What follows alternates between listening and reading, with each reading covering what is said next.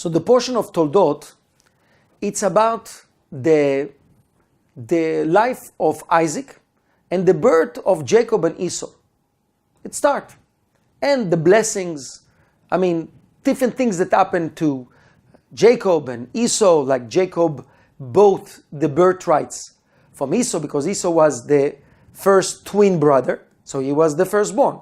He was supposed to do the spiritual work because the firstborn was designated to do the spiritual work. He didn't want it, so when he was 15 years old, he bought it from him. He gave him lentil soup and he took the birthrights. Okay, this is the story. And then eventually, Esau, that was told by his father to bring him, to go to hunt and to bring him food, so he can give him a blessing after eating his food.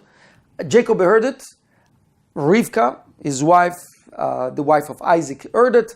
She told Jacob, no, it's a mistake that Esau will get the blessings. You should get the blessing. So she prepared the food for him. He pretended he's Esau, and he got all the blessings from Isaac, which is what's written in this portion.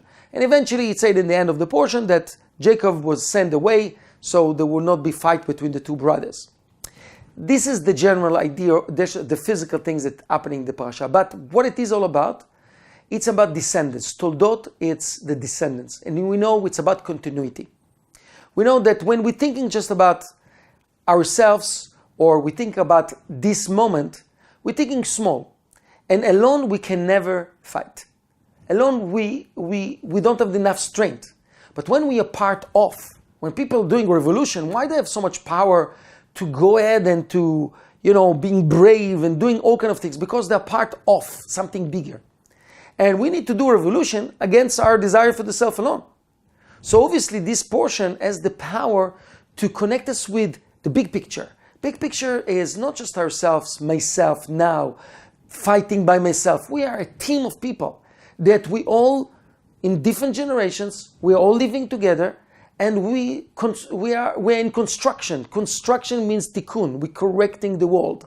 There is destructive and constructive people or forces out there. We are part of the constructive force, and we try to build it, and we are together. And in that way, we have always continuity. So basically what it said over here, that Abraham didn't give physical blessing to Isaac.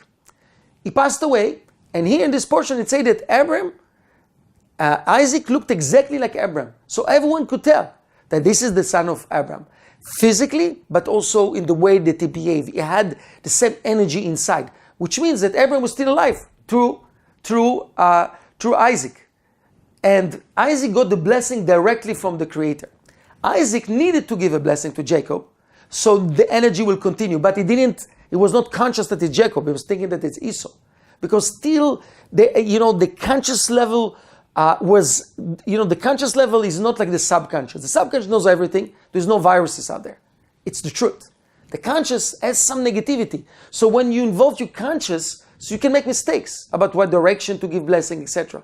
So over here, it was for a purpose without knowing. And eventually Jacob, he could give blessing to his children, but being conscious about it, because he was in the highest level. He got the support of Abraham, Isaac, and Jacob together. So in this portion, there is continuity, there is blessings. There is the blessing that God gave to Isaac to become Isaac and to become like Abraham, and Isaac to give it to Jacob and not to Esau.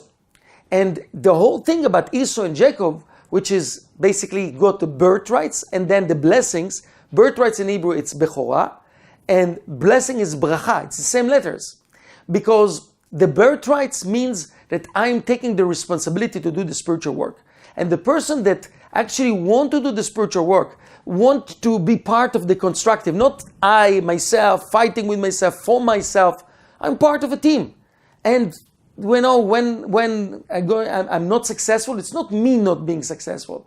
It's the negativity try to attack me as part of the team, try to attack us, not me.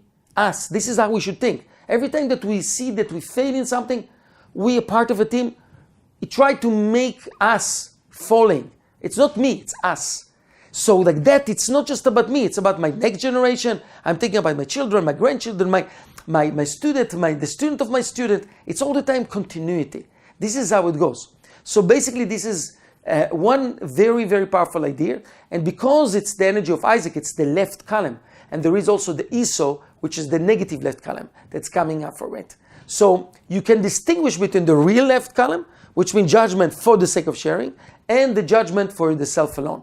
Okay, negativity for yourself, or negativity that transforms to become positive, which is really what's happening in this parasha. There's a lot of details, a lot of stories about it, and also the birth of Jacob. Obviously, the central column is born.